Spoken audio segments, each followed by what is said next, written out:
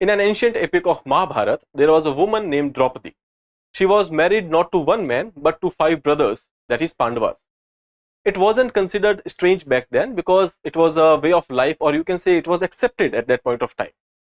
Now, fast forward to today's modern world, that is 21st century 2025, in a quiet village in Himachal Pradesh, a woman just got married to 2 brothers following the same age-old tradition.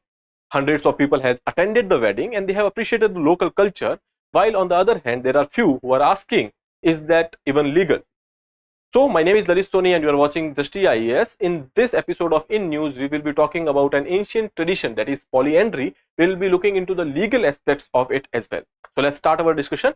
So, we will be first seeing the point of discussions over here. We will be starting with the news and then we will be moving to the definition, that is polyandry. We will be looking into the this particular tradition, that what it constitutes of, okay, and then we'll be talking about the practice and its utility, because for a social practice to be accepted there should be a utility attached to it. So we'll be seeing that at that point of time, or you can say in this particular area where it is being practiced in today's modern world, what is the utility behind it. Okay, after that, are such marriages even legal? We'll be seeing the legal aspects of it, and then we'll be moving to the next part, what about the children which are basically coming out of this particular marriages. Okay, then what about the Hatti community, which is basically practicing this particular you can say custom over here, and in the end there will be a practice question for you from your prelims point of view. Okay, so let's start our discussion. First we'll be seeing the news. In Himachal Pradesh, 2 brothers from the Hatti tribe married one woman in a polyandrous marriage, a traditional practice still seen in some Himalayan tribal communities.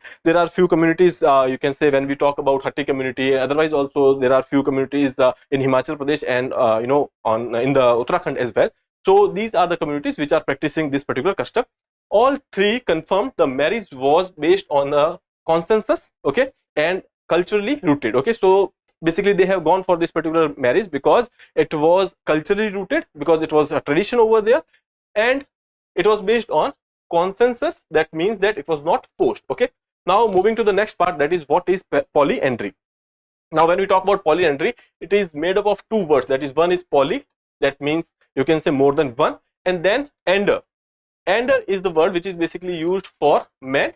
Okay, so when a particular woman is having more than one husband, okay, at that point of time we will be saying that it is polyandry. Okay, so polyandry refers to the practice of having more than one husband at a time. The custom is also known as the Jodidara. Jodidara, this is the local name for this particular practice in Himachal Pradesh.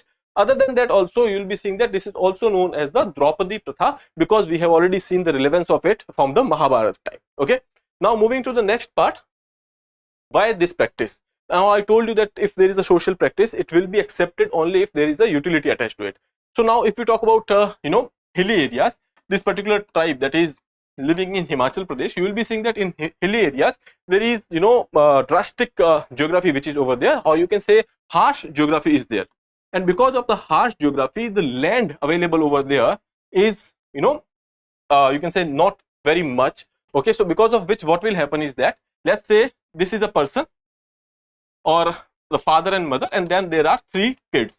Okay, these are 3 boys, let's say A, B and C.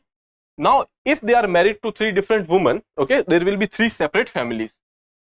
Now if this particular family is holding a land, now this piece of land will be divided into 3 people over there, and that will lead to the fragmentation of the land. Okay, so now that is the problem, and in hilly areas there is scarcity of land as a resource. So that is why initially they have come up with this idea, that way the family will stay united and then the land will also not be fragmented. Okay, so that was the idea behind it. So here you can see, originally aimed to prevent the land fragmentation and maintain family unity. Okay, so that was the utility of this particular practice back when it started.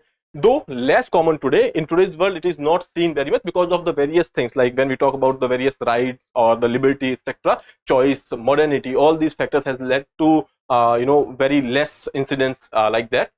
It continues to hold cultural significance within the communities. There are few communities which are still practicing it.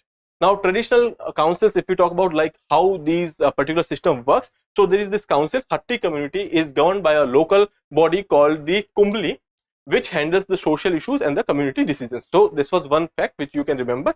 Now moving forward, are such marriages even legal? Now, when we talk about India, you know that the polygamy is not legal in India. So, on the same lines, we can say that polyandry is also illegal in Indian law. Okay. Now, when we talk about this particular community, that is Hatti community, they are also governed by the Hindu Marriage Act. So, that is also Indian law, and that is why it is illegal. But when we talk about the local customs, or you can say tribal customs, etc., they are given, you can say, special protection. Okay. So, here you can see, but the Himachal Pradesh revenue law has upheld the Hatti tribe's tradition of Jodidara. Okay, so this particular law, Himachal Pradesh revenue law, which is there, that particular law mentions, and they actually recognize these kind of marriages as well. Okay, so this has upheld the Hatti tribe's traditional practice of Jodidara, allowing them to continue the practice under customary tribal laws. Okay, that is to maintain the diversity. Okay, and when we talk about the tribal communities, they have different culture, and to maintain the diversities, sometimes you will be seeing that these customary laws has been protected. Okay, now Himachal Pradesh High Court has also protected the custom of polyandry among the tribe under the Jodidar law. So this is how we can say that though in the Indian law it is not legal, but this custom has been upheld by the High Court, and there is another law which is talking about this particular custom. Now moving to the next part, that is what about the children which are result of these marriages. Okay, so let's say these three brothers, that is A, B and C, they have married to one female, that is F, and out of this marriage they have let's say 3 kids. Okay, now these 3 kids are there. Now who will be the father? There are 3 men which are part of this particular marriage. Who will be the father over here?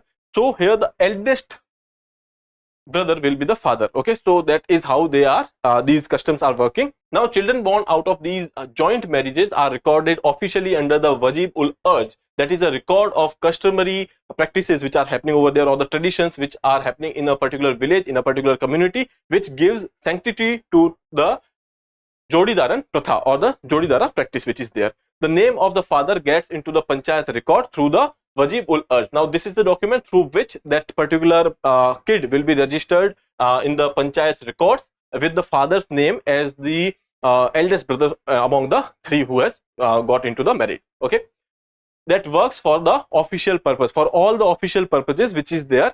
This particular document, this Wajib ul Urj, will be considered. Okay, so that is how these children will be recognized in the for the official purposes as well.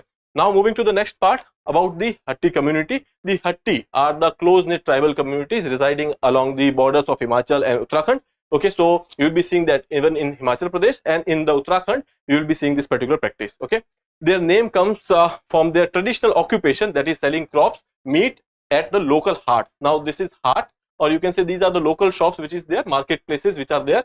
So from the haat comes the word Hatti. Okay, so that is there.